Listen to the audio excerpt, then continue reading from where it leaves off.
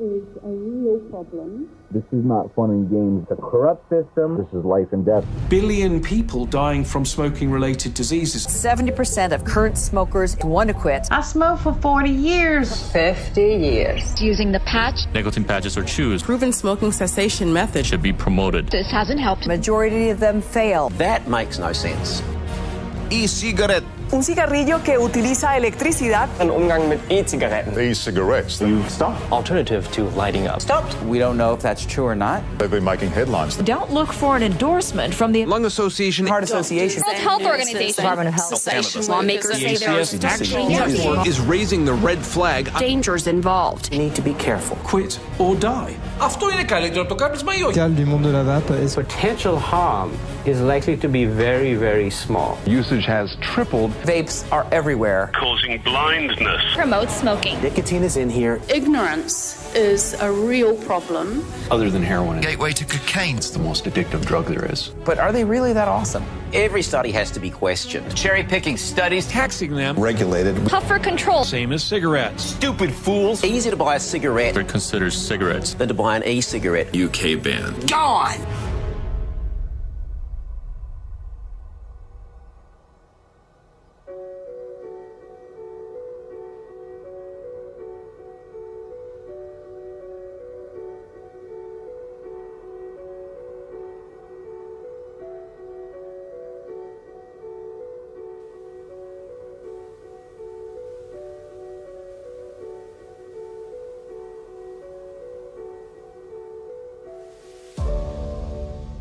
My whole life, I've been told that smoking is bad. Smoking will kill you. Smokers are stupid. I pretty much thought that smoking was a thing of the past, part of history. I was wrong. I was shocked when I found out that 1 billion people are projected to die early from smoking this century. I was even more surprised when I found out that many people were using new ways to quit, but that those ways were being banned in more and more countries. On our journey to find the truth, we traveled around the world. We discovered a common mentality. People that choose to smoke deserve to die. Despite research showing modern cigarettes to be deadly, the number of smokers around the world continues to rise. Millions are dying early, casualties of a war they don't understand.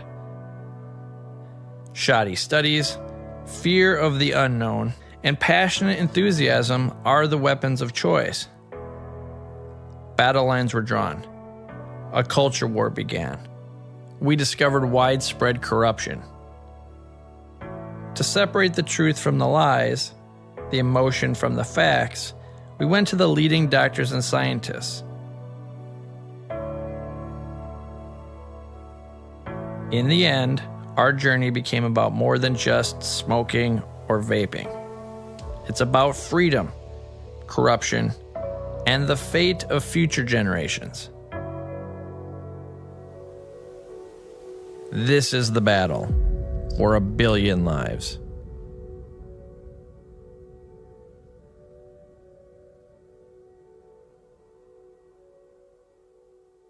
Each year, the tobacco industry produces over 6 trillion cigarettes. That's enough to create a chain from Earth to Mars and back every single year. It is estimated that over 1.6 billion smokers will be on the planet in the next 20 years. That's more than the entire population of the Earth only about 100 years ago. To understand how we got to this point, we went to the Andes Mountains, where it all began. It's hard to believe that something so massive could begin as something so small. Historians tell us that ancient Incan priests were the only ones in the village who smoked tobacco, that they used it as a ceremonial cleanser. To understand where we are with this debate about vapor technology, we need to look at how we got here, and how 1 billion people now find themselves trapped. During the Industrial Revolution, tobacco use changed in a big way.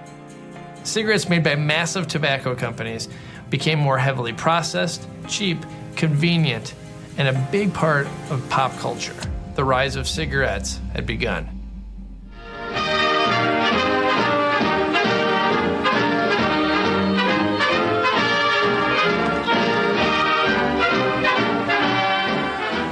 LSMFT, LSMFT. Lucky Strike means fine tobacco. Yes, in a cigarette, it's the tobacco that counts. And Lucky Strike means fine tobacco. If we think of the last century, the big breakthrough that really got us into the problem we have was actually a technology innovation in terms of the cigarette machine. That immediately allowed us to have millions and billions of cigarettes being produced. And sales took off. At the time, there was not much knowledge about the risk. There actually was already some hint of this by 1998, 1999, while it was taking off. Yale researchers were already starting to publish and advocate for people to not use tobacco because of fitness concerns and lung effects. By the 30s, the Germans had started producing data. By the 50s, the British had started producing data. And then we all know finally that 1962, the Royal College of Physicians report, 2 years later, the Surgeon General report came out. And shock horror, these products were not just sources of pleasure as people thought they were actually causing harm and death. In the history of the world, no non-essential habit ever got so entrenched so fast. 70 million Americans smoke. Today they got a message from the United States Surgeon General, who has had a blue ribbon committee studying their habit for 14 months. The committee has reached the overall judgment. Cigarette smoking is related to higher death rates in a number of disease categories. If we go back to understand when did we first have knowledge that it's tar that kills and nicotine that addicts, we now know that BAT and Brown and Williamson knew this from the early 60s. You can say this is a cynical thing. Why didn't they stop at that point? But they were a company with billions of dollars investment and we're not going to stop. I became the Winston Man in 1981. I was 32 years old. And I got a call from an agent in New York, and he wanted to know if I'd be interested in coming up for an interview for an audition. They're doing a casting for Winston. So I went in on an audition. 2 weeks later, I get a call that they narrowed it down and they want to see me again for a callback. So I had to go up the next day unshaven because they wanted to have that rugged look, because R.J. Reynolds was looking for a rugged macho kind of a theme. They come out and say, you, and you. And these are your new Winston men for 1981 and 82. Oh, my jaw dropped. I was floored. I literally was floored. Never, ever, ever thinking about the outcome of what exactly I was doing and would have done over the next 8 years. And that was being 7.5 years as the Winston Man and over 42 ads showing smoking to be, associated with healthy activity. Because that's all tobacco marketing is. Yeah, me and my Winstons. Me and my Winstons. We got a real good thing. After practicing as a physician, I then went into organized medicine and headed up the organization which is like the mothership of doctors, the World Medical Association. And at that time, we were very, very strongly against tobacco, strongly against the tobacco industry, who we knew had lied about the mortality and morbidity linked to their product. And we knew that we were up against a huge marketing machine. The Flintstones has been brought to you by Winston, America's best-selling, best-tasting filter cigarette. Winston tastes good like a cigarette should. Did our first shoots up in Mount Evans, Colorado, which was pretty educational for me because do you know what happens to a 3-pack-a-day smoker at 12,000 feet on top of a mountain? It ain't pretty, especially when you're on oxygen and you're not able to smoke when you're on oxygen because you blow up. And I was there for a good 5-6 days with the crew. They were trying to capture the story of what our theme was, which was search and rescue, storm searcher. We would fly in with the helicopter, okay? We'd be out looking for whatever we're looking for, rappelling off the side of the mountain, which is what they paid me to do. And then at the end of the day, it was light up time. Sitting on the top of the rock, lighting a cigarette with your buddy, passing the cigarette to your buddy. So the theme was, let's tell a story about how macho these guys are, how they're saving lives, search and rescue, and then at the end of the day, the camaraderie is so special that they have to have a cigarette together to celebrate their successes for that day. That was the most machismo that they could come up with, which was now going to compete with the #1 brand of selling cigarettes, which was Marlboro at the time. Winston at that time was only #4. 50 head of cattle heading for home. Come to where the flavor is. Come to Marlboro country. Within 2 years, Winston became the #2 selling brand right behind Marlboro. How'd that happen? Marketing. Spend more money. Let's keep associating this deadly product with something that kids want. Gee, we ought to do something, Fred. Okay? How's about taking a nap? Hey, I got a better idea. Let's take a Winston break. That's it! My job was deliberately to seek out the vulnerable 13, 14, 15, 16, or 17-year-old and entice them into thinking that this is what they too could be like. That's all I did. 26 days a year I had to work for R.J. Reynolds, and they paid me over $100,000 a year. Not to mention being on billboards, magazines, Penthouse, Playboy, Popular Mechanics, anything that would be a male magazine considered, that's where my ads were, because we weren't trying to entice the girls to smoke Winston, because they had their own. They had Virginia Slims and Eve and Satins and Capris, and I was ballsy enough to ask a question of the R.J. Reynolds tobacco executive, how come you guys from R.J. Reynolds don't smoke? He said, we don't smoke the shit, we just sell it. We reserve the right to smoke for the young, the poor, the black, and the stupid. And billions of dollars were there to fund it. They're spending more money marketing, okay, than a lot of people were spending to prevent it.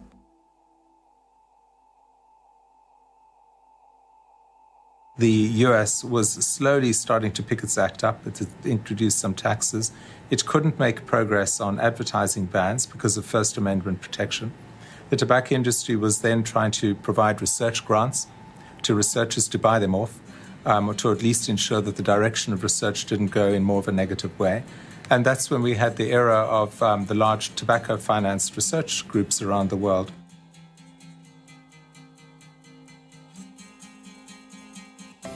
The Tobacco Institute, a trade association with a unique objective: to promote a free and informed discussion of all issues involving America's oldest industry. We had a study done by the Wharton Applied Research Center at the University of Pennsylvania in 1979. We were involved in grants with the Medical College of Virginia from 1930 to 1960. Of course, there is the never-ending concern about the alleged effects of smoking on the health of the smoker. The evidence is certainly inconclusive at this time. There is no increase in lung cancer mortality rates. An individual would have to sit in a crowded bar or cocktail lounge for more than 100 consecutive hours to inhale the equivalent of one filtered cigarette. Well, this study was performed by the American Cancer Society. That was proven with the study funded in part by the Massachusetts Lung Association, which confirms some of our own thinking on the subject. I basically got into the anti-smoking movement right after I graduated got a master's degree in public health, where I learned that cigarettes are causing more deaths than everything else combined, and nobody was doing anything about it. And I got a job with the local county health department, and I was told that, oh, you have tobacco because nobody else wants the job. Back then in the 80s, there were 32 billion packs a year sold of cigarettes in America. 32 billion. Nothing but the best for Mr. Ricardo. Winston Filter Blend. Feel a wonderful smoothness deep down in your throat. Change to Winston, I change for me and my Winston. Having done all these ads that I did and feeling pretty good about the money, I wasn't listening to the public's opinion about tobacco, because right about then is when you started getting all the negativity. Even though the Surgeon Generals had talked about secondary smoke and cancer being the #1 cause of premature death and disease. Now, this is around 1987 now, 86, 87, 88. And I had been doing the ads for almost 7 years. Now you're getting all the scuttlebutt. Now you're getting all the hate. You're starting to see anger. Smoking's killing people, and we got proof now. It's best if there's no smoking so I can stay well, because it hurts people like me who have asthma and can cause lung cancer even in non-smokers. If I could, I would tell the president to make it the law that no one smoke in public places. Things in life that he's going to come in contact with and growing up that he doesn't have control over, because we live in a free society and we have choices to make. And smokers have choices as well as non-smokers to be around people who smoke. The tobacco industry, from the beginning, first tried to do what I guess any consumer good company would do, deny the evidence. If you had your preference, would you want your kids or your grandkids to smoke or not smoke? I have no preference. We have no preference. I don't believe that nicotine or our products are addictive. Like father, like son. Think about it. For information on smoking and heart disease, ask your heart association. There's now a movement with the National Cancer Institute, cancer, lung, heart, not to mention the government and Surgeon General, that says, hey, smoking's killing people, and we got proof now, and now we got evidence, we got tobacco files, we got people talking about it. Now I'm starting to get a little curious, because I'm getting the same thing from my kids. Daddy, quit smoking. My teacher said you're gonna croak. Daddy, quit smoking. You're gonna die. Dad, you're gonna... What happens? My brother gets cancer. My brother, I was the youngest of 3 boys in my family. He was my older brother. He was only 3.5 years older. And he was diagnosed with cancer. And he was a smoker. And for about 5 years, I had to watch him deteriorate. And I'm doing the ads. When I did the ads, I was still worrying about my brother. And I had this horrible experience of driving to Boston. He was in the Dana-Farber Cancer Institute. And I walked through the doors. Here you have oncologists, doctors, nurses, people taking care of people who are dying, literally dying from what they chose to do at 13, 14, 15, 16, 17, etc. Now they have to pay the price. So now I'm starting to get a little clued in here. Well, maybe this is bad. Maybe this garbage is killing people. My brother's dying from it. I'm certainly not feeling the way I did when I was 16, smoking a pack a day. Now I can't get up and down stairs quite as much. So I'm starting to see the logic behind all the hate. I started seeing smokers being seen not only as cool, macho, tough, rugged, beautiful, sexy, glamorous, fun-loving, free-spirited, but smelly, stinky, yellow-toothed people. Now you're starting to see the segue from 60% of the American people smoking or chewing or dipping or spitting, and now you're starting to see the swing.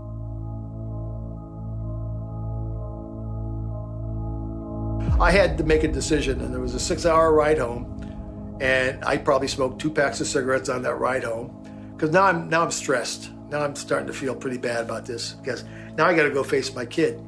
And I talked to my son, and I walked in the door, and he talked to me. He said, Dad, you're going to die like Uncle Bob, right?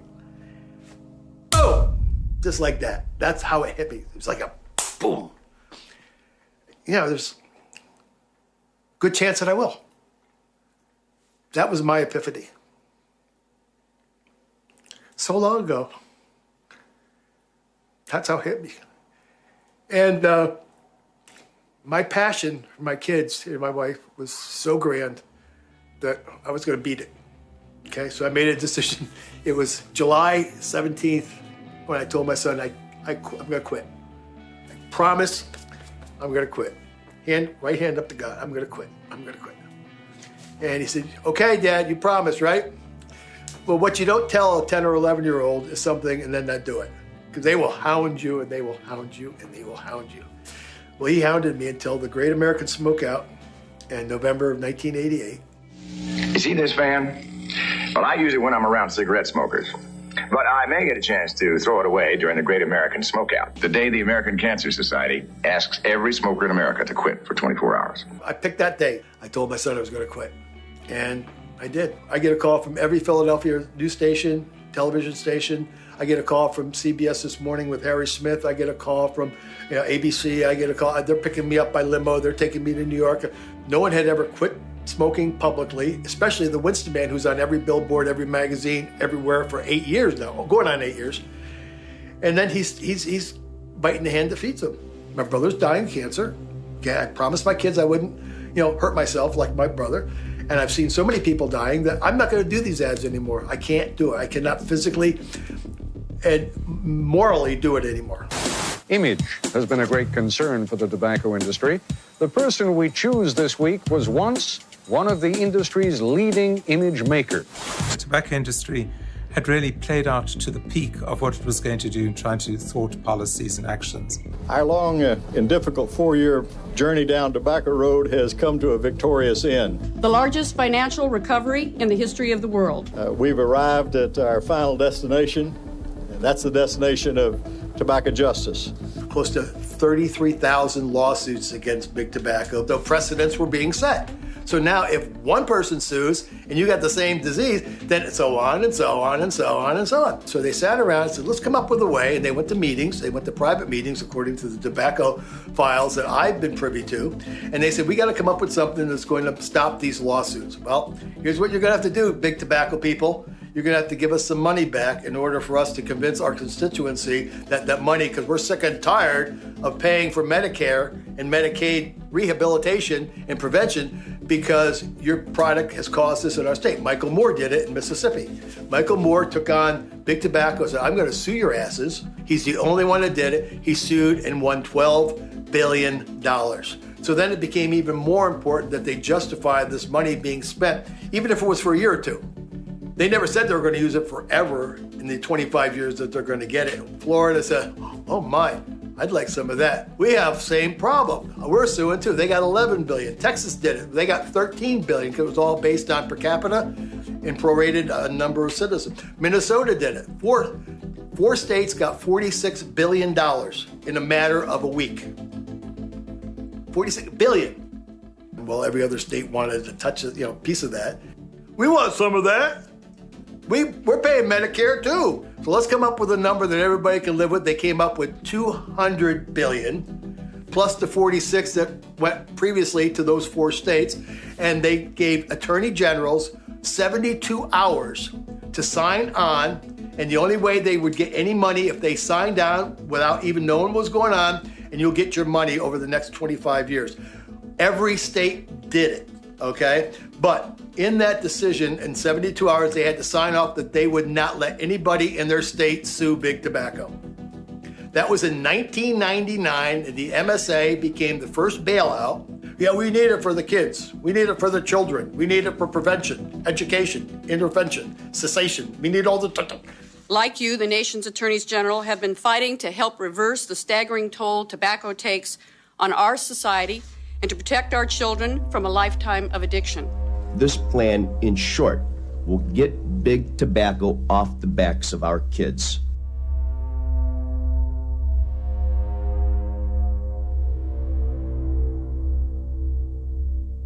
They got the money, they signed on, and then within 2 years, that money's gone.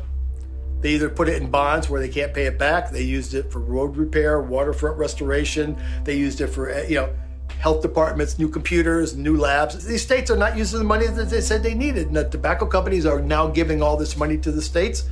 And then nobody knew that within 48 hours after they gave up $246 billion, they raised the price of cigarettes 48 cents across the board to make up the 246. Nobody cares about it. Nobody wants to talk about it because it's not scandalous enough. The tobacco industry has conceded defeat, and we have a settlement of historic proportions.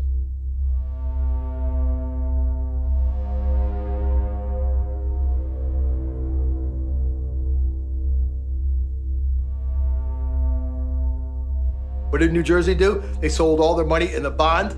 Okay, now it's due to be paid back, and New Jersey doesn't have the money to pay it back. There's 8 states that had done that. The other states wasted the money on everything but prevention, education, cessation.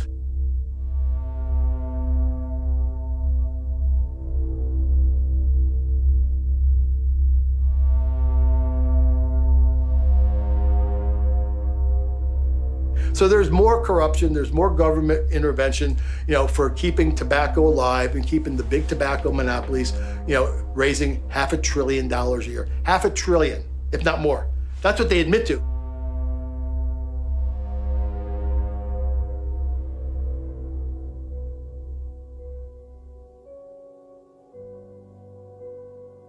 By the time of the Minnesota court case in 1998, the state of Minnesota didn't only seek redress in financial terms, but required that the tobacco industry place all of their previously secret documents in the public domain, and from then on, we knew the roadmap of the industry and what it had been since the 60s. So it was only in retrospect that we actually understood just how deep and pervasive the influence had been at the government level, at the researcher level, at the individual ministerial level. As tobacco rates start falling to maybe 20% or below 20%, you're getting into a hardcore group of smokers who are not smoking out of pure choice, but they're smoking because they are addicted and they have a physical need for nicotine in their lives. I started smoking cigarettes at 12, and really, if I think about it, my daughter's not too far from 12. And thinking of her smoking a cigarette is really just sickening. The first time I ever smoked a cigarette, a few of my friends had come over to spend the night, and one of the older ones had brought a pack of cigarettes from her dad's carton. We proceeded to go to the treehouse across the street, and we smoked the entire pack of cigarettes.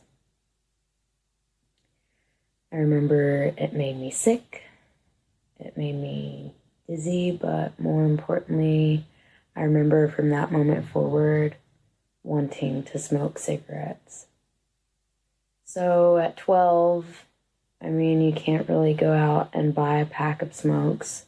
So I would basically do what I could. I would take the burning cigarettes from the ashtray when my mother wasn't looking, or take cigarettes out of her pack, or even worse, I would take the butts out of the ashtray, which is really disgusting. It was not easy. I probably quit 7, 8, 9 times, and then I'd come back hating myself. My son looked at me and he looked so disappointed. He knew I was smoking. He knew that I had just failed miserably. But when the mindset says, I need to quit, I want to quit, I have to quit, I'm going to quit, and then you try and you fail, you try and you fail, you try and you fail, you try and you fail. After a while, you say, screw it, I'm done. I'll go to my grave smoking. And those are the people that are facing almost all the risks. Those are the people that are going to account for 99% of the lung cancers, chronic obstructive pulmonary diseases, and heart diseases caused by smoking. We always need a disruption to actually shift the market and the market forces. And I believe that Han Lik's work as the inventor of an e-cigarette really represents this disruptive change.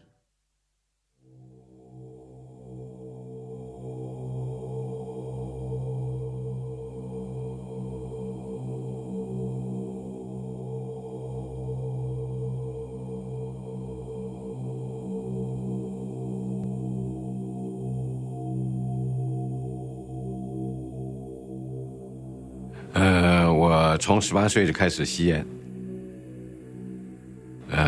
后来随着工作繁忙呢，吸烟越来越多，吸烟多了以后，我自己感觉引起身体很多的不适，尤其是这个呼吸系统、气管。我也试图多次的戒烟或者是减烟，但是经历一段时间以后都失败了。那么后来我用国产的那个尼古丁的贴剂，但经历一段时间都失败了。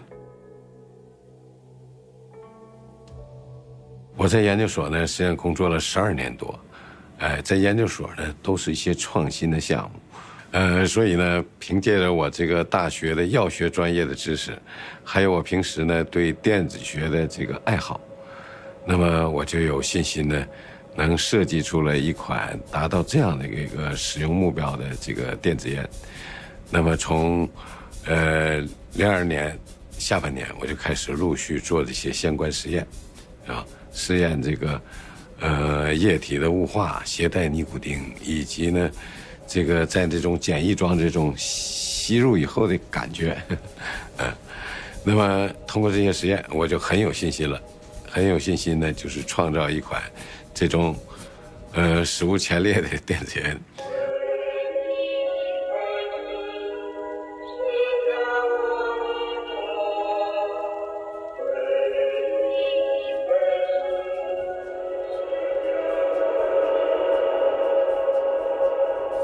Just a brilliant moment in time in which lots of things came together and Han Lik took it and actually made it a reality. 所以说我当得到了尼古丁雾化的吸入的这样的一个设想的时候，那当然是很兴奋的，因为我立刻意识到我能够制造出来这种电子烟，而且我获得了一个重大发明的机会。尤其呢，在全世界众多的这么大数量的烟民 Honlik came up with this brilliant invention, and that's the mark of a true innovator, okay? It's somebody that paradigmically can shift things into a whole new way of doing things. 我知道我这样做的社会意义，如果能为此，使呢广大烟民这个健康状况有所提升，那么我觉得我为社会做了一个巨大的好事。It was in 2005. Originally, I wasn't that excited when I saw just the manual, reading about it because I'm not a smoker. When I actually saw the product with the vapor coming out, I knew there was something there. So then we worked on it for like about a year. And so I officially formed Satera in September of 2006, and then we launched it. Really, our big breakthrough was the CES show in January of 2008. Jake Ludington here at CES, and I'm mostly interested in gadgets and things, but this caught my eye. This guy is here, and he is not smoking next to me because there is no smoking on the show floor, but he's not smoking. What exactly is Enjoy? Enjoy is an electronic cigarette, and the way that we do this is we take a battery. From the battery, we have a patented vaporization system. So what you're seeing coming from the device is not smoke, it's vapor. Became the hit of the show and got written up in a bunch of magazines and even online. It's a huge memory void as to where I got my first e-cigarette. All I know is that I had, in 2007, 2 or 3 e-cigs, one from China, one from America, one from somewhere in Europe. And I'm playing with them. That's all I remember. And they're wonderful things, like absolutely amazing. But they're also really bad. I mean, you know, they're what they are is a proof of concept. And I'm struck by the potential here, thinking, my God, this will be the product that can transform smokers' lives. But this ain't going to do it. And then I thought, well, my God, there must be other people seeing the same thing as me, thinking, close, very, very close.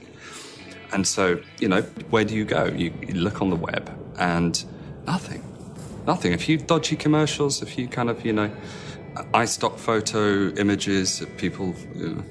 I thought, God, we need a conversation. We need to start a conversation. And what better way to do that than the most antiquated form of internet communications? A forum. That's what we need, a forum. So I set it up one night in I think, December 2007. And not much happened. So I went out, as you do, around the internet and said, hey guys, you want to talk about it? Come to my website. And people came, and we started a conversation about what are these products? Where do they come from? Who sells them? How much do they cost? But principally, these things have got to get better. How are they going to get better? You know, what's the difference? And we got very anal about it. So we were taking photographs of, you know, tiny little pieces of metal and connections and screws and things like this. I think that I had seen a news story on CNN or something about this new gadget called an electronic cigarette. And I was a heavy smoker. So, you know, I had a love of electronics and gadgets, and I smoked about 2.5 packs a day. So I thought, well, whatever this thing is, it must be for me. So I went online and I found one. And back in those days, you know, 2007, all you could buy were these big, bulky pen-style e-cigs. And I bought one, not thinking much about it. And it showed up one day. And I put it together. And not really thinking it would be too impressive, but I took a drag and I was stunned. I was absolutely stunned. It was, I couldn't believe at how closely it mimicked the sensation of smoking. And I remember later that day, about 4 hours had gone by, and it occurred to me that I had forgotten to have a cigarette. I was just amazed by this, way more than I thought it would be. But there was one thing I was not amazed by, and that was the taste. It tasted awful. You really didn't know, in those days, you didn't know where the liquid was coming from. You didn't know how it was being made, and you didn't know what was in it. You know, in those days, you might be lucky if you'd get a little plastic bottle with some liquid in it, you know, that said vanilla or whatever. And that was it. There were no companies in the United States. everything was being made overseas at the time. And I was really surprised by that. So at that point, it wasn't about starting a company for me. It was about creating a liquid that I wanted to vape. That's all it was. So I started just trial and error, a lot of trial and error. I went out and bought all the tobacco I could. I bought cigarette tobacco, pipe tobacco, cigar tobacco, and just created this giant tobacco mixture. And what I decided to do was I went and got 5 coffee makers, and I lined them up on my kitchen counter. And I brewed essentially tobacco water, and I would use that water as the water to filter it all over again. And by the time I was done, I had essentially a highly concentrated tobacco reduction. And this was the primary flavoring. I went on to the ECF, and I asked if anyone wanted to try my new smoke juice that I was calling it by then. And if you want a free sample, let me know, and I'll send it to you. And kind of figured maybe 12, 13 people would reply, and I had over 300 replies. And it took about 2 weeks, but I got every single request out, and then the waiting began, and it was the longest week of my life. And so I'll never forget, about 6 days later, I got an email from someone who I knew was sampling it, and I remember I had to pull over before reading the email, because I figured, okay, well, it's all going to come down to this. Either they hate it or they love it. And so I pulled over, I looked at the email, and it said, you have to tell me how I can buy this. And I thought, okay, well, maybe we have something then. It was around 2010. I saw a friend. He had a cigar-like, e-cig, and I asked him about it and thought, oh, that's cool. And a few months later, I did some research, and I got online, and I found there was a company in the UK that was selling better devices than what my friend had, and I bought one.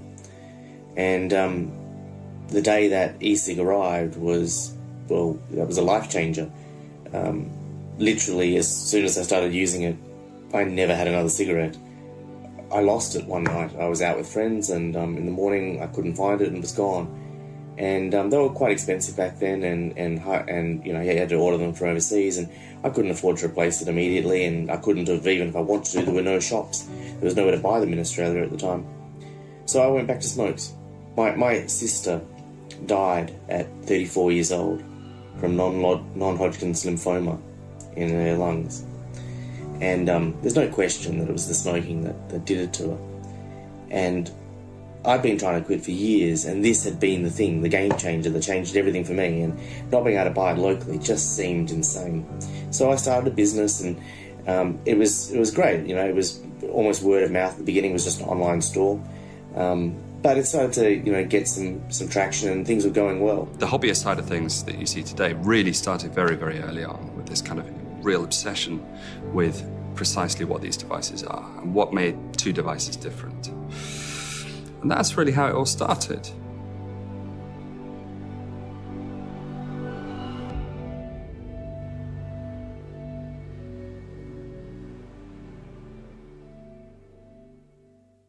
As we've seen in so many other areas of technology, suddenly the cozy way in which public policy has driven tobacco was challenged by something new. 电子烟作为一个革命性的产品，那么在早期经历了不理解。I don't think that people either on the public health side or the tobacco side expected how consumers would respond. Because it seems that the formulation of the early e-cigarettes met a need of a smoker to have what many of them wanted, 70-80% want, to get nicotine's pleasures without getting the damaging effects. Have we got a solution for you? The all-exclusive Smoking Everywhere electronic cigarette. Are you ready for a change? In 2009 and 2010, U.S. Customs agents seized almost 1,000 shipments of e-cigarettes at U.S. ports.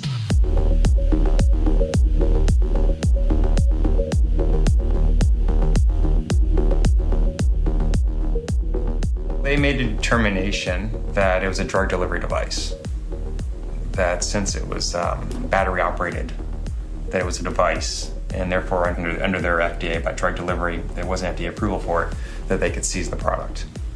And they seized, I think, probably about $500,000 worth of product. And the product, when we got it back, was worthless. 2 e-cigarette companies, Smoking Everywhere and Enjoy, sued the FDA in 2009. We were reasonably pessimistic at the time, and of course, we had nowhere near the numbers of people using the products now. This was an industry that needed all the help it could get. One of our old moderators was actually day-to-day checking the court documents and finding out whether there'd been an update, and we were on tenterhooks. I mean, I talk about, assuming that ECF would only last two years, but right then we were thinking everything was going to just disappear. I mean, there was absolutely no certainty whatsoever that the judgment was going to come back against what the FDA was doing at the time. There was definitely a prevailing sense that if the ruling came down in favor of the FDA, it likely would have meant the end of the industry before it really had a chance to get off the ground. I filed an amicus brief with the D.C. Court of Appeals in 2010 in support of their case, and we won. The U.S. District Court for the District of Columbia has issued a decision granting leading global electronic cigarette brand Enjoy's motion for preliminary injunctions seeking to prevent the FDA from detaining or refusing admission into the U.S. of its electronic cigarette products. We had the hearing in September of 2010, and actually on Pearl Harbor Day, December 7th, voted 3-0 in our favor. The FDA tried to appeal again. They turned them down. They announced they weren't going to appeal to the Supreme Court. There's a lot of celebrating going on. Enjoy heroes in this industry for having carried that case to its final conclusion. They really are, because without that, I don't think anybody else could have stepped up to the plate. I remember thinking that this is the start of the industry. There's a new warning this morning that e-cigarettes may not be as safe as they seem. The New England Journal of Medicine says e-cigarette users are 5 to 15 times more likely to get formaldehyde-related cancers than long-term smokers. Formaldehyde is the toxic chemical found in the devices. This is the part in our journey where people that were actually using these devices reached out to us. They felt like it had saved their lives, yet it was under attack. At first, we were skeptical. Just like everyone else, we'd seen the headlines that vaping might be more dangerous than smoking cigarettes. This is a dangerous product. The poisonous product of nicotine. New study shows that e-cigarettes are more deadly than regular cigarettes? These really have me concerned. These products are exposing you to a variety of toxic chemicals. Understanding that over 1 billion people are going to die this century from smoking, we knew we had to find the truth. Because I'm not a smoker or a vapor, we packed our bags and headed around the world to meet with leading scientists and health experts to find out what was really going on. I think the first thing the world needs to know about vaping is that all of the harm and the billion lives that we're talking about in tobacco use comes from smoking, comes from setting fire to it and inhaling the smoke. So it's the toxic particles, the toxic gases, that's what's doing the damage. The real problem is if you set tobacco alight and you inhale it, it's bad for you. If you put a piece of beef in the oven and you overcook it and you eat it, it's bad for you. Anything you set alight and inhale or ingest is bad for you. Deal with the smoke, you solve the problem. We know how to deal with the smoke. So I think people working on this every morning, just like Clinton, when he first ran for president, had that sign saying, "It's the economy, stupid," to remind him every day what to concentrate on. It's really simple. It's the smoke, stupid. A normal cigarette has at least 4,000 toxicants, including it has nicotine as well. And if a consumer would take all of that on board, 1 out of 2 of those consumers will develop disease and die an early death. Solid evidence to back that up. If somebody would have said, "Bill, can you think of a parameters of a product to replace cigarettes?" Theoretically, I'd have said, well, it would be 99% less hazardous than cigarettes. It wouldn't be addicting non-smokers. It wouldn't encourage anybody to switch to cigarettes. And it would help lots of people quit smoking. That's the ideal solution to the cigarette epidemic in this world. It's called vaping. It's not smoking. There's no tobacco, nothing is lit on fire. Vaping uses a battery, which powers an atomizer, which vaporizes a liquid, which may or may not have nicotine in it, has a flavoring, and is made with an FDA-approved food-grade liquid base. Well, I first became interested when some of the most hardened smokers that I saw as a general practitioner started giving up with the use of these, and that really sort of sparked my fascination with this whole idea of turning the idea of quitting on its head, instead of being about denial and withdrawal, but being about something exciting and something better than smoking. It's going to be one of the biggest contributions to public health this century. It's a really transformative technology. I mean, just think back 100 or plus years when the cigarette was first invented. That was transformative. Did away with all other kinds of tobacco products. E-cigarettes are going to be equally transformative. It can save 1 billion lives.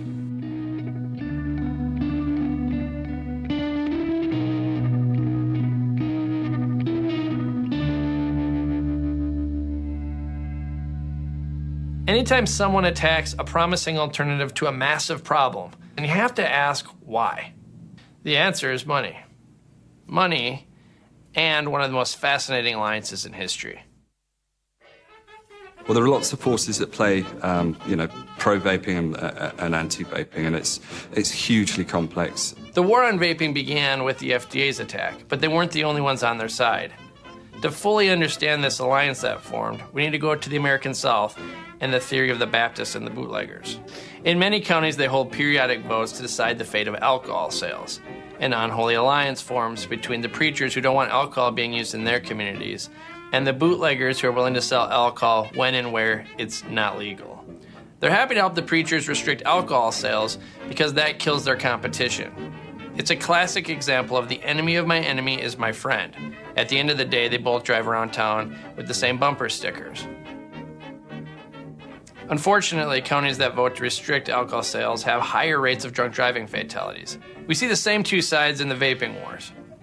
You have the bootleggers who are opposed to vaping for business reasons, and you have the preachers who are opposed to vaping on moralistic grounds. Well, let's talk about the bootlegger side. Remember Big Tobacco? They don't like competition for their $1 trillion business. Analysts say electronic or e-cigarettes will become a $2 billion industry worldwide by the end of the year, with some predicting sales will outpace conventional cigarettes within 5 to 10 years. Cigarette companies realize that e-cigarettes are now a threat to the old business. And are they? Huge threat. It's one of the very rare cases where you have such a controversy about a product, and to the point that people don't understand that it is the main competitor of tobacco cigarettes today. The e-cigarette is the main competitor of tobacco cigarettes.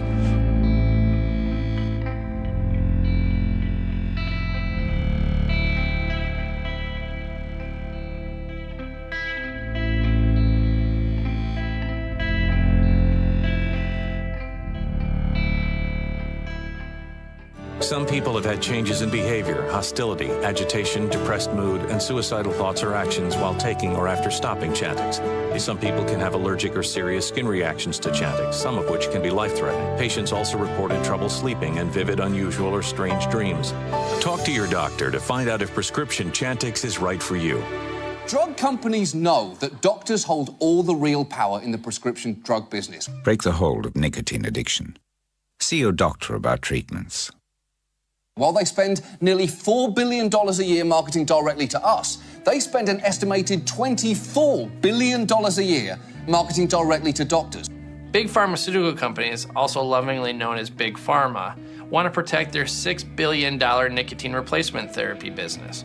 Not only are they trying to ban all the competitors, the smoke-free alternatives, but they are trying to promote gums, patches, lozenges, and FDA-approved drugs as the only effective way to quit smoking. I'm not a big fan of Nicotrol, Nicoban, Habitrol, the inhalers, which contain the exact same thing that vaping devices have, the propylene glycol. The only thing it doesn't have is the flavors. Nicotine replacement therapy, which is not an attractive product at all, and it does not deliver the success that it should.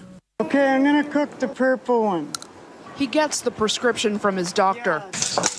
It's also found in the over-the-counter anti-smoking drug Zyban. But crushed, cooked, and injected, it delivers a crack cocaine-like high. Each hit leaves a scar, skin abscesses, collapsed veins, and clogged arteries. injuries attributed to injecting Wellbutrin and Zyban. It's killed 6 people in Ontario. People go out, you get a prescription for Shantex.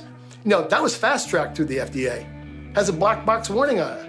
Could cause you to have suicidal thoughts. Could cause you to commit suicide. But that's fine. Let's just keep selling that crap, If you look at the United Kingdom and the solid evidence which is being built up by Robert West, it shows without any doubt that e-cigarettes have already supplanted nicotine replacement therapy, medicine, as the preferred way for smokers to quit or to substitute their smoking. So if you're a pharmaceutical company who's starting to see your share of the market on nicotine replacement therapy slide relative to these up-and-coming e-cig people, what are you going to do? You're going to sit on your bum and do nothing?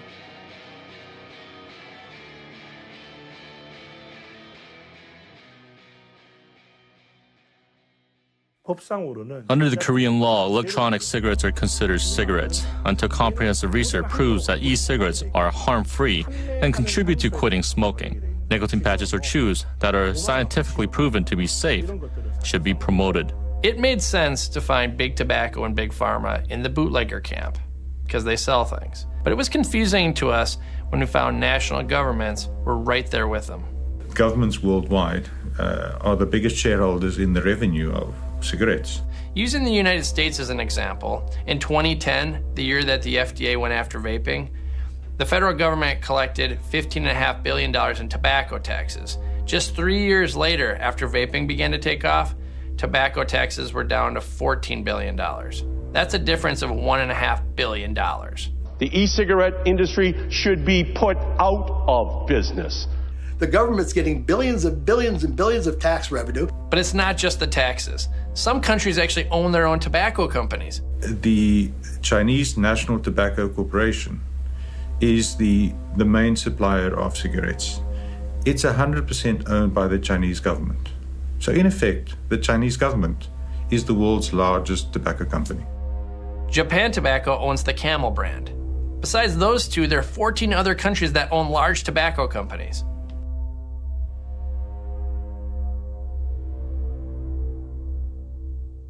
So who are the preachers? Unfortunately, these are the people smokers go to for advice. They're medical professionals and other healthcare organizations like the CDC, FDA, and the World Health Organization. The fundamental truth, I think, is that the battle in the end became very personalized. It became public health versus the tobacco industry. Tobacco control has had decades of doing the same things, just, screwing down the controls a bit harder, increasing the taxes a bit more, doing plain packaging, none of which I disagree with. But when something comes totally out of left field, I don't think they know how to deal with it. The groups that were kind of in charge of that around the world felt that really they were in the final leg. The final push would just end this story forever. And now we cannot allow e-cigarettes to snuff out the progress we've made preventing nicotine addiction and its deadly consequences. It's shocking to hear it. I almost, flinch when I hear, colleagues saying things about e-cigarettes that they know or they should know are completely wrong, or exaggerated, or scaremongering. There's too much of that going on. We don't know enough research in terms of the long-term risks. The jury's out on this one. They might or might not be able to help you quit, but there are definite harms that they can cause. We don't yet know about vaping. It's the same as antifreeze. We used to have very dangerous products, and the makers of those used to lie about those. We now have much safer products, and the public health community is lying about those. We know that they don't actually allow people to stop smoking. Now there's even more evidence that these are a gateway to smoking regular cigarettes. The e-cigarette makers are making these for kids because they make chocolate and other flavors. What's going on? Frankly, I don't think they can see too clearly sometimes when it comes to a product that involves nicotine, like e-cigarettes. Because of the association with tobacco, that just seems to blot out the sun for these people, and they can't look at the facts as objectively as they otherwise might. In many people's mind, nicotine is so closely associated with tobacco and smoke that they don't separate out that this is just one of the components in a cigarette. What we always used to say in the stop smoking services is that nicotine is as addictive as heroin and cocaine. But actually, we're finding more now that once you take it out of the cigarette, which we know has got other chemicals in to enhance the action of nicotine, it doesn't seem to be so addictive. You never see anyone sniffing pure nicotine. You never see anyone injecting pure nicotine. No one wants to inject or to use nicotine in a pure form. And it would be much cheaper to get nicotine, as a solution rather than to take it from cigarettes. But everyone likes cigarettes because it's not only nicotine. It's not particularly dangerous in itself. Some people are saying, well, in terms of risk, it may be on a level with, say, coffee, something like that. Nicotine is a mild stimulant. We have data from Sweden, where they have huge rates of nicotine use, lifelong use. The rates of lung cancer are half that of the rest of Europe. The rates of heart attacks are half that of the rest of Europe. And the reason is because the tobacco they use is a special smokeless pasteurised product called snus, which is a harm reduction product, much the same as electronic cigarettes are. And so we know that really lifelong use of nicotine, you can't measure any significant health impacts from that. The data we have on that it really comes from looking at people using patches and gums, and the data show that you can use nicotine for many, many years. Many people have gone on to be lifelong users, including, I might say, my sister, with no additional risk, but dramatic declines in their probability of risks. And I think part of it is the way physicians, nurses, health professionals get trained and the way they send their message forward. They often don't know that very simple fact. What I'm extremely disappointed with in myself and in our movement, especially around the Framework Convention on Tobacco Control, is that we did not recognize the central role of nicotine, molecule nicotine, and the possibility of tobacco harm reduction. Frankly, you don't get people to move, and especially not 1.4 billion people to move by giving them a sermon and lecturing them and saying, you quit or you die. Here's some nicotine replacement therapy, your gum or your patch. You're only allowed to use it for 12 weeks because you're a bad person. You need to stop smoking and use this, and then let's hope that we can fix you. And that's a gap, and it's a great failing. What struck me was in my career, which extends from working on tobacco in South Africa through WHO, is how rarely we actually make the point very clearly that nicotine addicts, tar kills. That very simple separation of what's in a product. And yet we've known it for years. It was in the original Surgeon General's report in 1964, clearly stated that long-term use of nicotine alone confers very little to no harms on people. Do those professionals actually know how people die of smoking? And then you get to the disturbing fact that if you ask the question to, let's say, the physicians in America, does nicotine cause cancer? Simple question. Does that cause cancer? 70% of them would say yes. And the science is absolutely clear that nicotine is not a carcinogen. It is an addictive agent, so it's part of the ritual and the attractiveness of people smoking cigarettes, but it's not the nicotine that kills, it's the tar and the smoke. We weren't honest with our patients. If health professionals and those who are in a position of trust, where people would want to confide or discuss quitting, you would want them to have the right information. And that to me was the shocking part in myself, is that I did not know that a nicotine is not a carcinogen.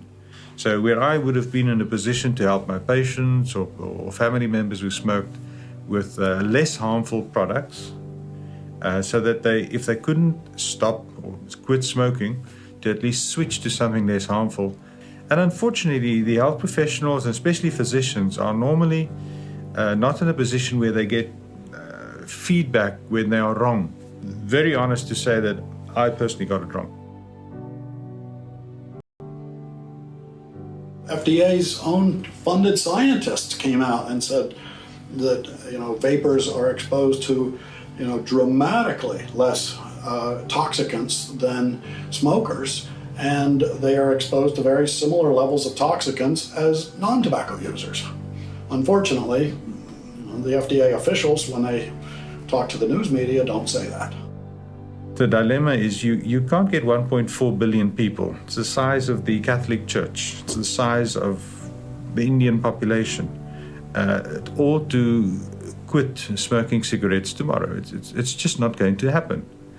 So the alternative is to provide safer, not safe, but safer alternatives. All these other products are so much less hazardous, and yet our public health agencies are saying, no, you have to absolutely stop all tobacco and all nicotine use. That's their goal.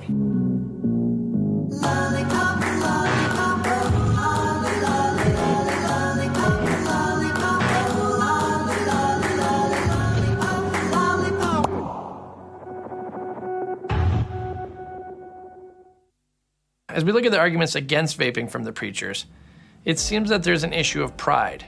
Nobody likes to admit that they're wrong, especially when they're the expert.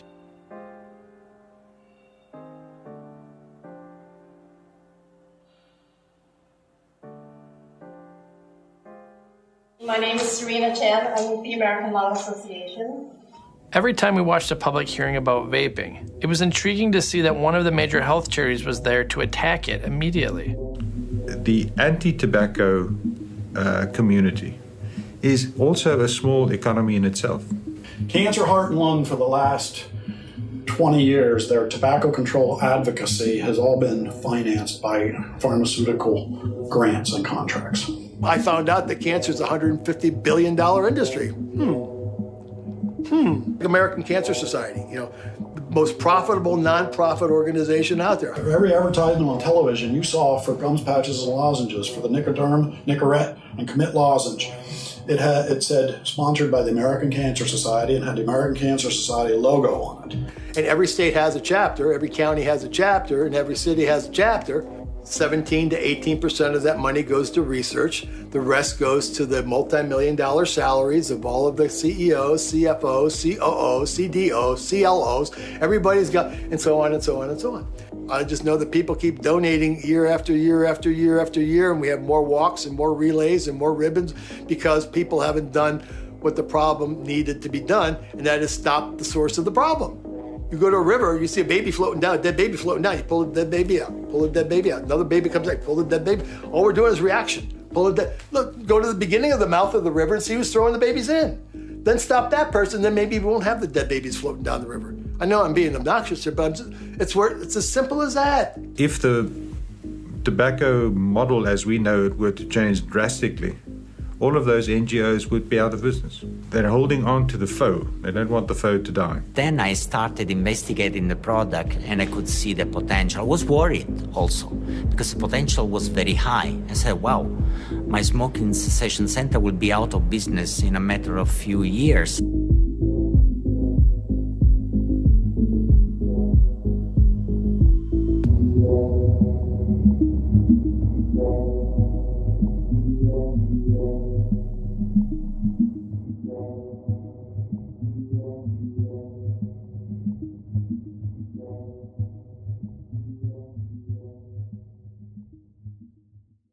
So we have the bootleggers with their billions of dollars, and we have the preachers with their loud voices and trusted brands. How does this truth stand a chance, especially when the vast majority of vaping advocates are a ragtag bunch of unorganized vapors, and their loudest group are the cloud chasers? I hear the freaks come out. They don't stop dancing till the sunlight hits their eyes. I hear the freaks come out. And this club's looking like everyone's lost their mind. Addict to nightlife. I get the feeling that tonight's on for sure. Inject my blood with the baseline black light.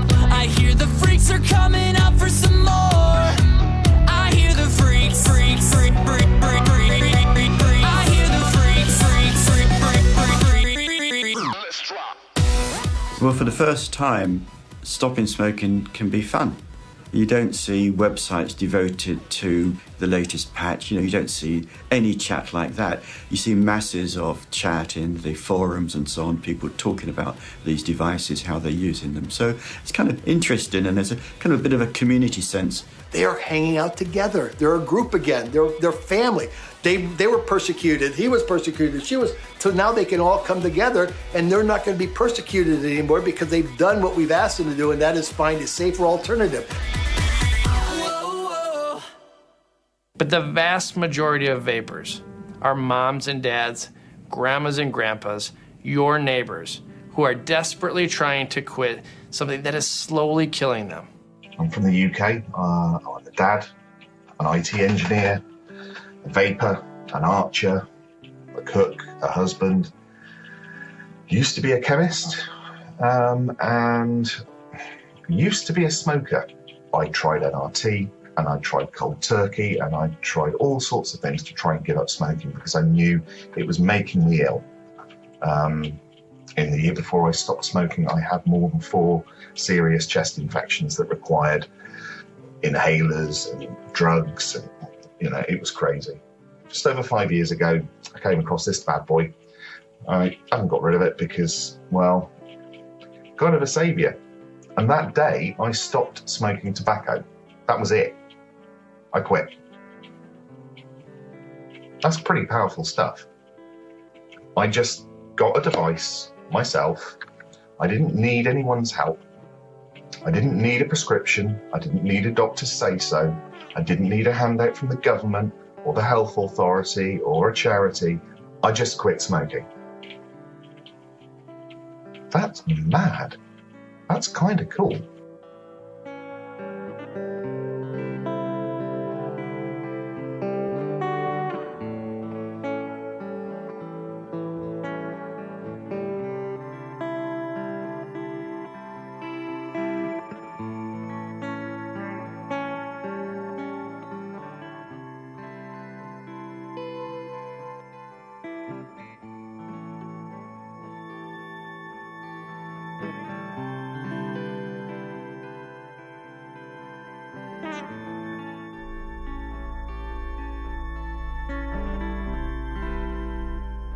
In the meantime, the people who have the power to help them quit smoking find themselves in a conflict of interest.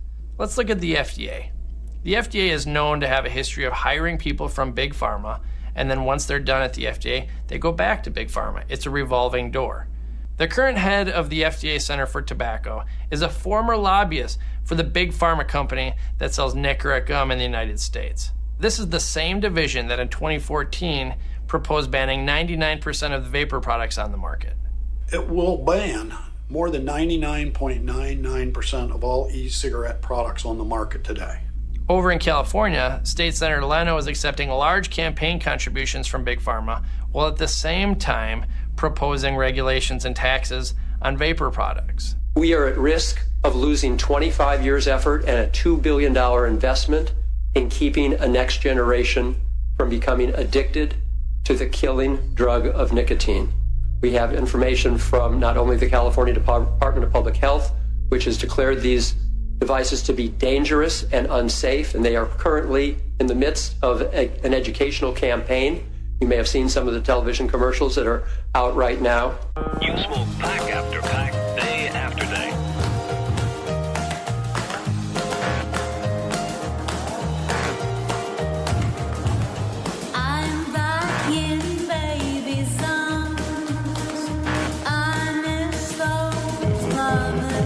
Your taste stays fresh. I'm back where I belong, back in baby's arms.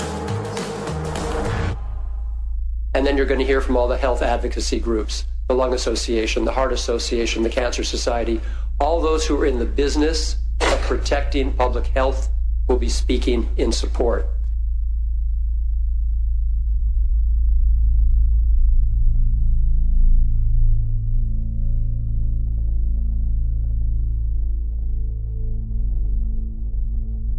The American Cancer Society took endorsement money for nicotine patches and gum, and then released official statements warning against vaping. For disclosure, neither I nor Smoke Free Pennsylvania has ever received any funding from any tobacco company, from any drug company, or from any e-cigarette company.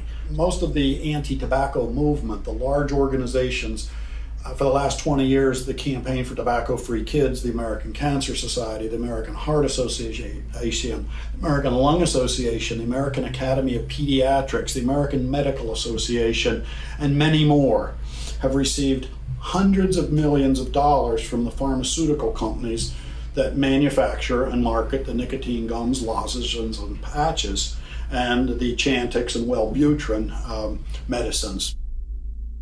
For the last 10 years, these organizations have been lobbying to ban all smoke-free alternatives, and we know, they started with smokeless tobacco, with snus, with dissolvables, with lozenges, the tobacco lozenges that came out.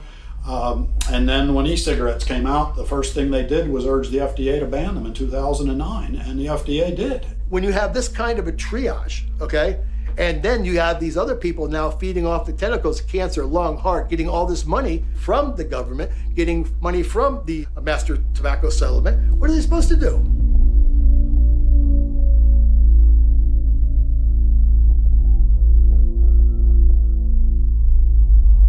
With all the lobbying from big charities, it looks like government took the convenient opportunity to protect their tobacco profits.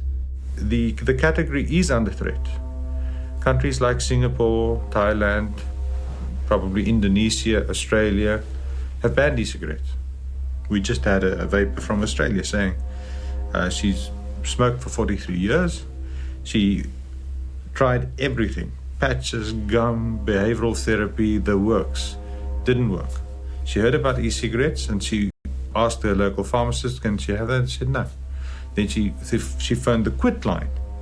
Could she have an e-cigarette? She's tried all the other modalities of cessation. They said no, it's illegal. So that is sending her to an early death. 20 countries have now banned e-cigarettes due to World Health Organization telling them to. In Hong Kong, it's a $12,000 fine and or up to 2 years in jail. In Brunei, it's $10,000. This has happened all over the world where countries have banned or heavily restricted vaping. And you're doing nothing about smoking. So you're in a place where you can get cigarettes everywhere, but you cannot get e-cigarettes. By banning all these least hazardous alternatives, they're actually protecting cigarette markets. A vapor from Dubai, he was telling me that he had quit smoking 2 years ago with e-cigarettes, but he was forced by the government, due to the ban, to illegally introduce e-cigarette products in the country in order for him to stay off cigarettes. So you are forcing someone to do some illegal actions in order to stay away from cigarettes. And I don't see any reasoning and any common sense behind that. In some countries, you need a prescription to vape, but you can go to the store and buy cigarettes. In Australia, they ban vaping liquids that have nicotine in them because they say nicotine is a poison. Yet they sell nicotine gum right in convenience stores without any sort of prescription. Bam, 3 black SUVs raided my house. They had a search warrant, a search and seizure warrant, and they came in and they went through all my things. They bagged and tagged everything they could find related to electronic cigarettes, and they took all my stuff. It was horrible. It was a scene out of like they thought I was some sort of Colombian drug cartel or something. They were alleging that I had breached an obscure Tobacco Control Act law that said it is illegal to sell a product that is not a tobacco product but is designed to resemble a tobacco product. The law wasn't written to block electronic cigarettes. The law was written to block candy cigarettes. Those little white cigarettes with the little red ends on them. That's what the law was written for. And the health department were trying to stretch this law and use it to block a life-saving technology. It was insane. But nonetheless, they took all my things and I had to shut the business down. It was horrible after all this success and seeing the difference I was making in so many people's lives, to have it just shut down and taken away like that was just, it was just horrible. I felt I couldn't let this go. If I had given up at that point in time, it was over. A precedent would have been set, banning the sale of these devices. I can't possibly explain what it's like to tell your family that you're going to push ahead with this thing, even though it's probably going to bankrupt you, but you simply got to do it because it's the right thing to do. And then at the end, after you do it all, and you go through all of these sacrifices and all of this pain, and all of the fights and arguments, the court simply ignores the argument and simply finds you guilty. The lives of millions of Australians and billions of people worldwide don't appear to matter in this situation. It seems to be about money. Somebody's got an agenda, and it isn't about us.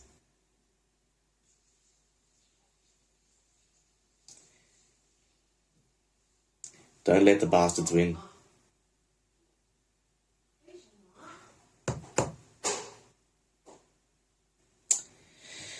I think that's all for now.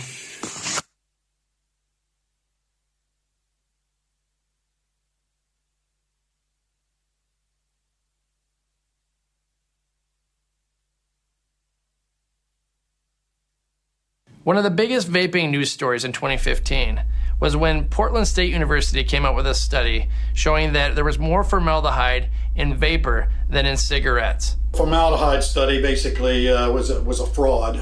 The person who did it set the PV on the wrong setting, and it would dry puff.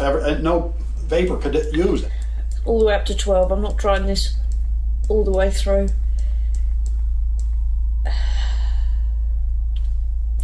Wish me luck.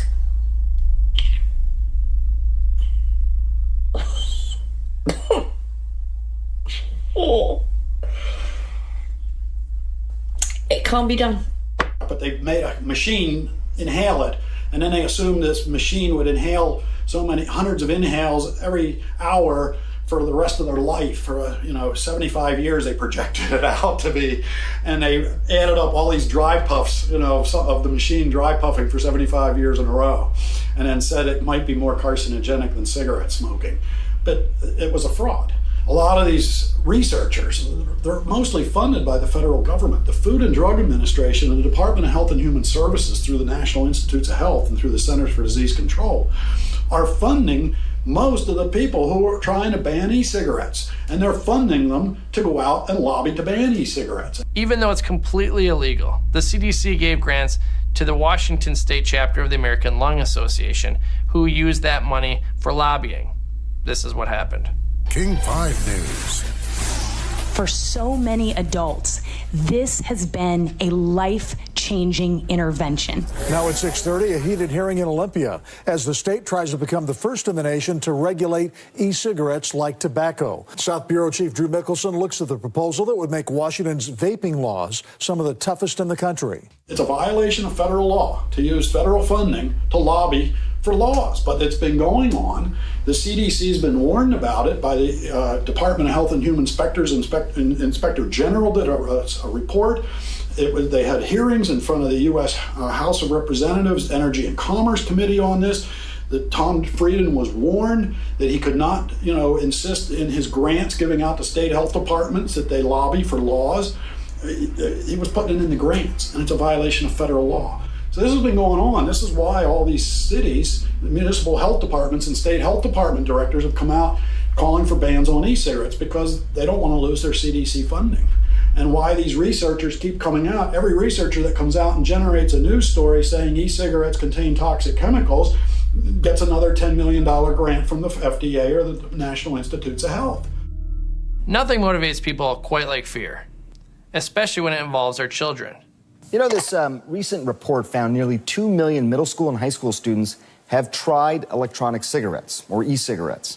That set off some alarm bells, and this week 40 state attorneys general called on the U.S. Food and Drug Administration to regulate e-cigs just like it regulates tobacco. The federal health agency's goals was hoping by year 2020 that we could get the past month smoking rate among youth down to 16%. It's down below 10% now. 5 years ahead of schedule. And it's because of e-cigarettes. The regulatory authorities then confuse the water by saying, well, maybe it reduces harm, but maybe it doesn't. And we definitely need more research. Well, of course, we need more research on everything. Well, I mean, what do you think? Is it a question of they're bad for you, or we just still don't know? I think what we can say basically is they might or might not be able to help you quit, but there are definite harms that they can cause. And those definite harms are in different environments. So if they get kids hooked on nicotine, that's a really bad thing. Virtually all the daily users of teenagers are either smokers or people who used to smoke. And the problem is the researchers aren't disclosing a lot of this daily use data. The only 2 surveys that have ever asked people, did you vape nicotine or no nicotine? And they found 96% of all non-smokers who had ever used an e-cigarette in their life used no nicotine e-cigarettes. And you've called this deeply troubling in the past. I mean, why? Well, if you start with e-cigarettes, there's a real likelihood that you will become nicotine addicted. The so-called gateway effect is used as a reason why e-cigarettes should not be used. If children start with e-cigarettes, that leads as a gateway to stronger drugs and to smoking. There's no evidence to back that up yet. Just applying first principles to it. If a product has mainly or only nicotine and another one has nicotine and tar, I don't think you need a long-term 10-year study to say the former is definitely a better choice for a smoker who wants to quit than the latter. You don't think if they had something so solid that vaping and e-cigs were deadly and harmful, the formaldehyde, the carcinogens, the nickel, the cadmium, it's all bullshit. If you look at the United Kingdom, e-cigarette users up to the end of last year, 70% of them thought that e-cigarettes were safer than standard cigarettes. That was their perception. And in the space of 6 months, that's dropped down to a perception rate of about 43%. So through the misinformation, bad science, it's hurt the category. Let me ask about the other people who are around people who may be smoking e-cigarettes. You know, there's the idea of secondhand smoke. I mean, we know about that with cigarettes, but some researchers say the amount of potential carcinogens in the vapor potentially is extremely minute, that it's insignificant, in fact. I mean, do you disagree with that? Well, we don't know what's in more than 200 different e-cigarette products out there. What we do know is that there's nicotine. There should be accurate and responsible communication of the facts to the consumer. And such a responsible agency would need to weigh their words very carefully. The dangers of e-cigarettes are clear. Today's electronic cigarettes are no better than the Joe Camels of the past.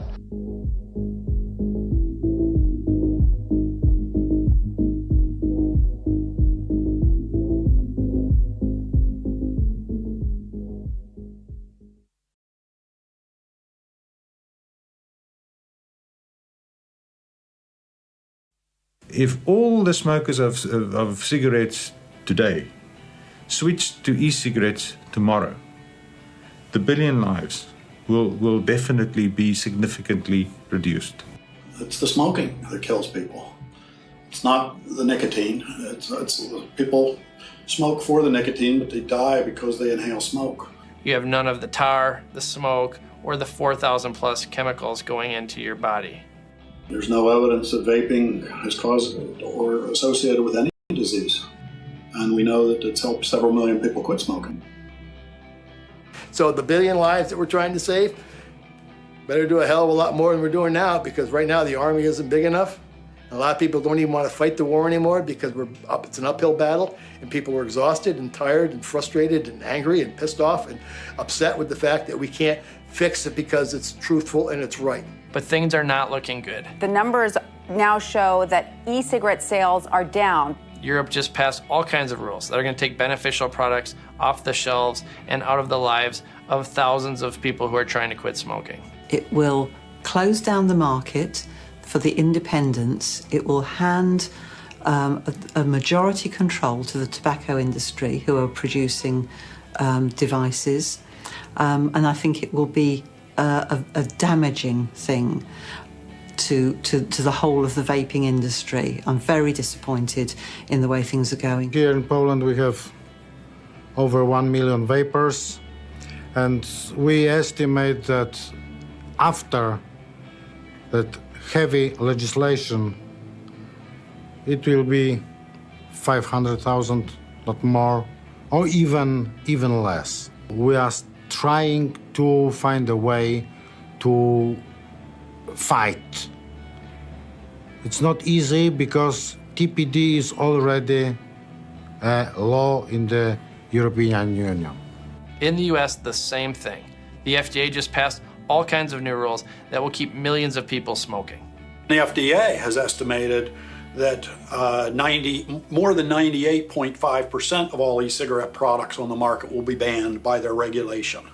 All e-liquid will be banned. This is not a proposed regulation to protect children as the FDA has presented it falsely to the news media. It's Prohibition Plan B. You know what the FDA is going to do. You know what EU is going to do. You know what Germany is going to do. You know what Malaysia is going to do. You know what Brazil is going to do. You know what Argentina is going to do. We all know the die is cast, the cast is formed, the stage is set, and the script is written. End of story. Why? Because nobody cares. The billion lives, billion people with names. They each have a name. And if you and I were in discussion with them, would it not be fair and responsible to provide them with the right information? The question is, how much evidence is sufficient for that one person sitting in front of you? So if you're the nurse or the pharmacist or the dentist and it's your patient and they ask you, I'd like to use an e-cigarette, what's your view? Then you can't say, well, we need to do more research. That's just not helpful. It's irresponsible. The public needs to know the truth about these products. And they need public health people telling the truth about the risks. At least 95% less risky than smoking. If we look at the history of public health, the biggest breakthroughs are associated historically with two really simple things. One, you give people enough information that they can make an informed decision about what they're going to do. And two, you give them the ability to act on that information. It's a crime not to tell the billion people who will lose their life because they smoke of the alternative. We are losing. We are losing fast and furious and big. And who's going to lose? The smokers, again, who are now trying to transition over when they've been asked and begged and cried for years and years. And now we have something that's viable and we're not giving it to them. It's just shameful. It's embarrassing. This is not how people should treat other people, especially under the guise of public health and compassion and love and liberty and freedom and all that. You know, I'm sick of it. What we have here is that the best kept secret in tobacco cessation, tobacco harm reduction, is the use of safer alternative nicotine products, and that consumers are denied that right. We have this huge, glaring opportunity to do something that would sort of rival eradication of smallpox or dealing with cholera, sanitation as one of the biggest public health breakthroughs we've ever had. And it's staring us in the face. And it's not conceptually difficult. And we've got examples of where it's worked. When we look at things like Swedish snus, we have proof of concept that people can get their nicotine in far less hazardous ways and be just fine with it. And it hasn't happened yet.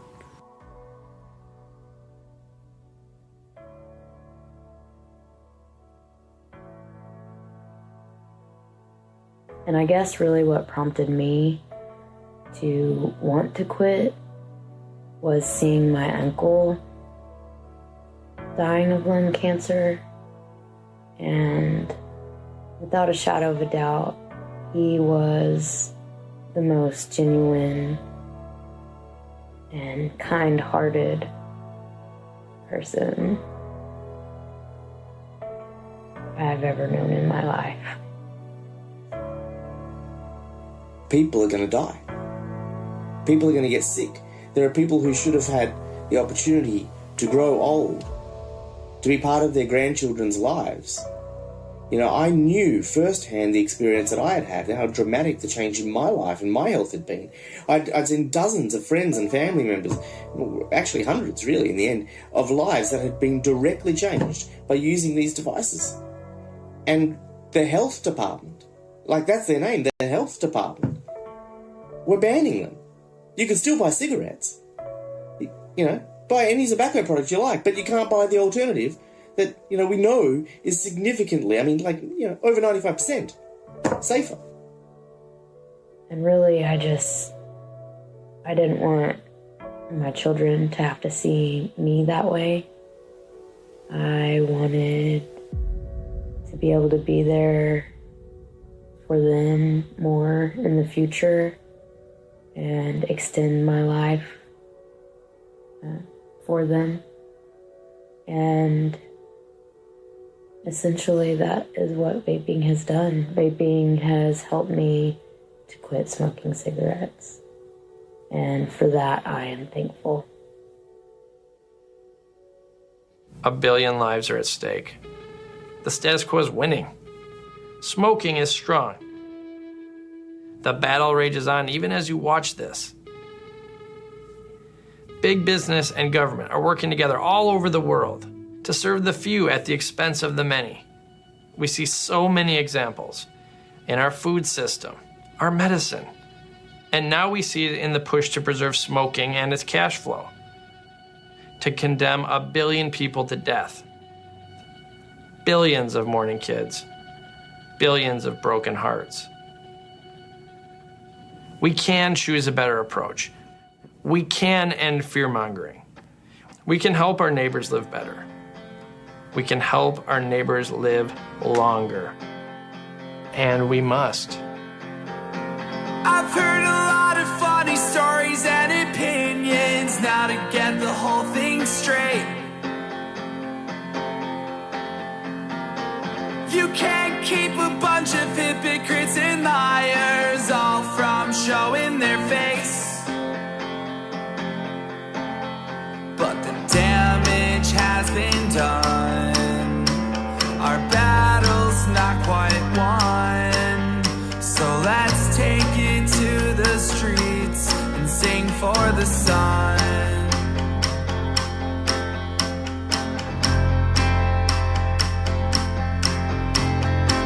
What happened to uniting young and old? We're all equally sick of doing what we're told. Grab a hold.